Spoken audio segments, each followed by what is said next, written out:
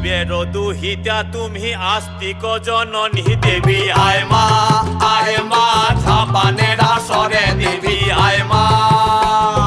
শিবের দুহিতা তুমি আস্তিক জননী চরত কাঢ় মনির পত্নী বাসকি ভগিনী দেবী আয় মা ঝাপানের আসরে দেবী আয় মা ঝাপানের আসরে তুলায় পড়ে কাতর হয়ে ডাকেছি তোমারে দেবী আয় মা।